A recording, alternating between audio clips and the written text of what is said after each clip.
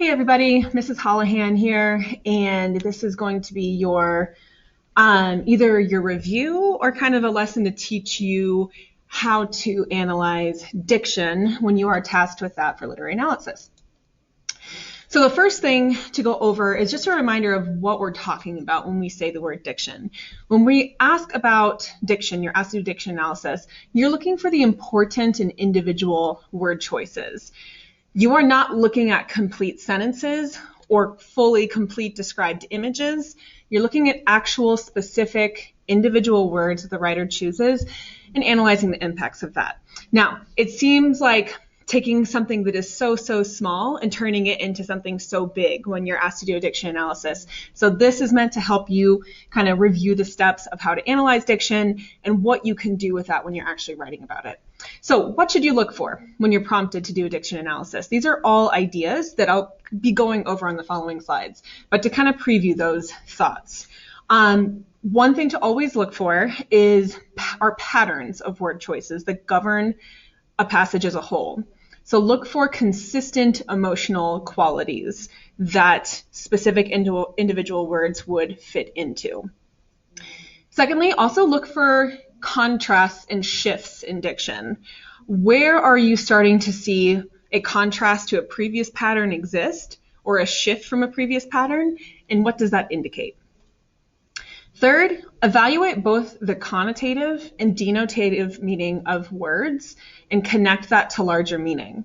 And if you're not sure what that means, I'm going to go over that on the next slide.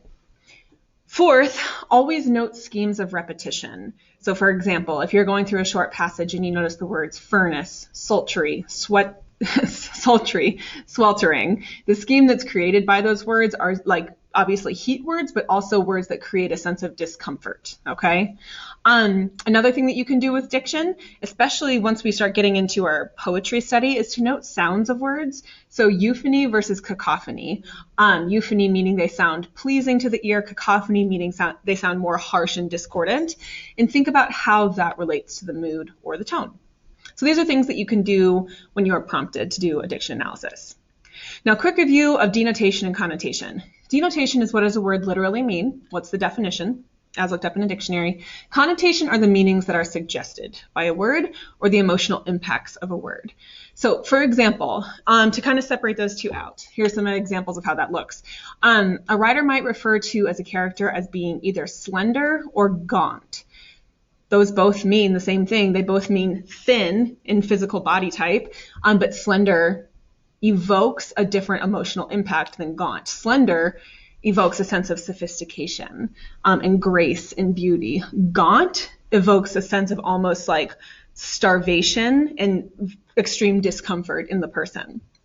Eccentric and weird. Again, they both mean like a little outlandish, but eccentric is more like hipster cool, whereas weird is like socially unacceptable. Ambitious and greedy, they both mean like the strong desire to have things, but ambitious means like you're goal-driven, or that's at least what we associate more with it. Greedy seems to associate more of a negative personality trait in somebody who's a little bit more selfish. So these are examples of words that have similar denotations, but the connotative meanings are different. In a word's power to invoke a reaction in the reader, often we're looking more at the connotative meaning to understand the emotional reaction we're supposed to have from it. So writers will go for complexity and meaning, using words in surprising ways to make us re-examine meaning. So we always want to think about both the denotation and connotation of words to understand that level of complexity. Moving on. Okay. So how can diction analysis lead to the discussion of the bigger picture? So one thing to remember is that when you're looking at things like diction or syntax, you are looking at like the smallest, most minute level of writing construction. So like literally the words that the writer chooses is kind of at the most basic elemental level of writing. So we want to figure out how do we take that really small stylistic aspect of construction and how do we connect that to some of the larger elements that will lead us towards sort of the bigger picture. So here are things that you can consider in order to make that happen. How do the patterns of word choices help establish a writer's tone or their attitude towards a subject? How do the word choices build into characterization? How do they help establish a mood or level of tension in a setting or between characters? How do they help establish an emotional quality in imagery? How do they help us understand where contrast is supposed to exist and the purpose of that contrast? And how do they develop an overall motif in a text? So these are all some of the bigger picture elements, and the patterns of word choices can be a piece that we analyze as we look towards developing those larger elements. Okay, so have a couple examples for you here. And this is kind of breaking down diction analysis into steps. So step 1, when you're prompted to do a diction analysis, read and annotate the passage, look specifically at unique word choices, schematic word choices, and contrasting word choices. So here we have a passage from Maya Angelou from her memoir, I Know Why the Caged Bird Sings. And I'll read the passage to you, and then I'll talk you through the words that I highlighted. For nearly a year, I sopped around the house, the store, the school, and the church like an old biscuit, dirty and inedible. Then I met, or rather got to know, the lady who threw me my first lifeline. So, short passage, simple one to start with. So I highlighted sopped, old, dirty, and inedible. I felt like those probably fell under a certain pattern, a certain emotional quality. And I also highlighted lifeline. I highlighted it in a different color because I was like, that seems like an important word choice to me, but it also seems a little bit different than the words that were grouped previously. So that was where my annotating fell. So step 1, annotate the passage. Look for things that are unique, schematic, or contrasting, which is what I did here. Step 2, think about the pattern that you're actually seeing. Figure out a way to describe and or categorize the pattern that you see. So when I looked at the words that I highlighted in yellow, sopped, old, dirty, and edible, I assigned an adjective for the emotional quality that those words evoke. And the adjective that I landed on this time was downtrodden. I feel like the speaker seems just down and out and depressed. And I felt like downtrodden was a good way to describe the emotional quality that those words evoke. And then with the green, first I indicated that it is a contrast. And it's like there's this notion of hope that is introduced with that word choice. So this is where I am identifying my pattern, and the emotional quality is the way I'm going to describe what I've annotated. Step 3. Here's where you're going to think about what you've identified and determine what your body of evidence is going to be for the diction analysis that you're ultimately going to write. One mistake I commonly see is that students try to support an entire analysis based off of one single word choice, and you really cannot do that. You have to have a pattern. You have to have a body of evidence to support your ideas. So make sure that you have multiple examples to support what you're saying. I'd recommend about 3 to 5 actual specific word choices that you can sprinkle in throughout your analysis to help support your ideas. And here, I didn't do anything different. I'm just going to stick with, because I have a very short, simple example for this, I'm going to stick with the words that I've highlighted. That is 5 words in total, and I think that that's going to be perfect to support the analysis that I want to do. So that's my body of evidence. So step 4, now we're going to construct that analysis either through discussion or through writing, and we're going to figure out through that process how the diction we've selected supports any of the following. So again, you might think about characterization, establishment of tone, mood within or between characters or in setting, developing a motif, examining a contrast or a shift and what the purpose of that is, or an establishment of emotional quality and imagery. I've highlighted the ones that I believed I ended up focusing on most in my analysis, okay? So let me read you through what I ended up constructing. I'll kind of just stop and discuss as I go. Angelou's initial pattern of downtrodden word choices indicate a sense of hopeless depression. So note that here in my topic sentence, first of all, I did describe the pattern first and the effect that it creates, the sense of hopeless depression. Now, in the rest of it, notice how I sprinkle in my evidence in a fluid way. The speaker sopped around her house, an action that indicates a slow, trudging motion with little motivation to move forward. She compares herself to an old biscuit and includes the adjectives dirty and inedible, further establishing her own disgust with herself. With this shame, the speaker creates a sense of isolation, inferiority, and even uselessness. So here, I think really I'm focusing on the characterization of the speaker and also the mood that is established in her description. So that in the setting itself, you could say. So that first part of my analysis focuses on those two things. And then I go into the shift that's created. So I said, however, the final word choice of this passage presents a shift. She is thrown a lifeline.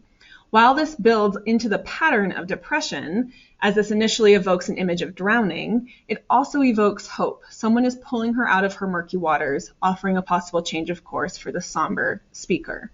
So here I'm indicating what the shift is, how that word does still kind of fit the pattern above, but that it ultimately changes the emotional course of the passage, okay?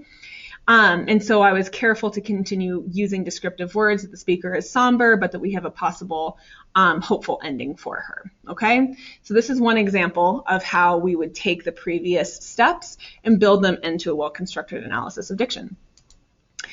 This is a helpful tool. I know it's really hard to see here, but this is a handout you will all receive in class with a bunch of word choices that will help you sort of build your vocabulary of adjectives for describing diction as well as tone, which we'll get into later. But so here you can see I've got a list of words that are positive words, negative words, humor, irony, sarcasm words, sorrow, fear, and worry words, as well as neutral words. So if you're feeling like you're kind of at a loss for how to describe a body of words or a body of evidence that you're seeing for a particular pattern that you noticed, this is a good resource to look at and see if any of these words would fit to help you most precisely identify the emotional quality. And again, you guys will get a copy of this in class. Okay, so at this point, what I'd like for you to do is pause the video, okay? So you're going to pause the video and you are going to actually practice with this passage from The Great Gatsby, okay? So I want you to pause this. I want you to read the passage, and if you can, on your screen, maybe do some annotating or just jot some things down that you're noticing about the diction as you read through the passage, okay? And we'll pick back up once you guys have completed reading it. Okay, so we're back. Hopefully you took a few minutes to read through the passage, do some annotating of that diction that you noticed, and maybe went through some of the other steps. If you didn't go through the other steps, I'd recommend pause it again, okay? Try and add some descriptive qualities to the diction that you have annotated for, and think about how you might connect that body of evidence to something larger that's going on in the passage. So if you haven't done that yet, pause it, go forward with those steps, and then come back once you're done, okay? All right, so at this point, I'm going to go on to the next and kind of go through those steps with you one more time, and you can compare what you came up with to what I came up with, all right? So for annotating, these are the word choices that I selected while I was annotating the passage. So I highlighted bright and rosy colored, fragilely, ajar, gleaming, fresh, wedding cake, wine colored, buoyed, balloon, white, rippling, fluttering. So those are the initial word choices that I selected. I was seeing some serious patterns in the feelings created by that. And then I noticed a shift. So the green ones represent my shift in word choices. So groan, boom, shut, died, slowly. I noticed a pretty significant transition there. So that's my first step, annotating. Now we're on to step 2. This is where I thought more carefully about the patterns. So the words in yellow, the first ones, these are the emotional qualities I assigned. I said carefree, dreamy, whimsical, opulent. So those are the qualities I assigned to the first ones. And with the shift, I thought that those words were almost more threatening or brash as that next character, Tom Buchanan, entered the room. So that's step 2, identifying my patterns. Now I'm going to determine my body of evidence for when I actually construct my analysis about these word choices. So I've decided on bright, gleaming, white, rosy-colored, buoyed, rippling, and fluttering as word choices I can use for the dreamy, whimsical diction. And for the threatening diction, I've selected groan, boom, shut, and died. There you go. Now it's step 4, which is actually determining how we can analyze this diction and connect it to the effects it has, as well as any bigger picture elements that we want to be addressing in our analysis. So here is what I came up with after a decent amount of thought. So I wrote, the initial description of the room and its inhabitants include word choices that are dreamy and whimsical, even euphonious to read. So I threw that in there so you guys could see how you would actually use that description in your analysis. Even euphonious to read, the ethereal pattern established indicates the carefree attitude of the buoyed women in white dresses that ripple and flutter. They appear to be in a rosy-colored gleaming dream where both worries and gravity cease to exist as they seem to balloon out of reality, which is further supported by the sense of opulence that is also established. So here, again, I'm sprinkling in my evidence into my analysis in a very fluid and natural way and going for the effects that these patterns of word choices are creating. And here in green, I have where I indicate a shift, and therefore a shift with my analysis too. However, the feeling is quick to change, and the narrator is snapped out of his heavenly vision by the entrance of Tom Buchanan. Even the picture on the wall groans with impending doom, which foreshadows his stark arrival. He enters with a boom, and the mood is immediately deflated. The dream of the previous section dies. This contrast in word choice with his arrival indicates a tension between the characters, but also a starkly different characterization. The women are carefree and frivolous, while Tom presents contention and hostility. So I tried to end this with sort of an overall idea of why this is important. Okay, so this is the analysis that I was able to come up with. Now, just one more step here. I wrote that analysis, but I was still kind of wondering, well, why does this matter? Why should anyone care about this analysis that I've done? So the last thing that I challenge you to do, and you'll have to do this with essay writing, is what is a larger claim that you can make based on those patterns that you're seeing and the effects that they have? What larger idea in the text can you connect that with? And so here's what I came up with. And so I kind of just zoomed out a little bit and came up with a larger claim that would be supported by this analysis. So I said, Fitzgerald, that's obviously our author, Fitzgerald's shift in word choice from dreamy to hostile is representative of the varying mentalities of the upper class he wishes to criticize.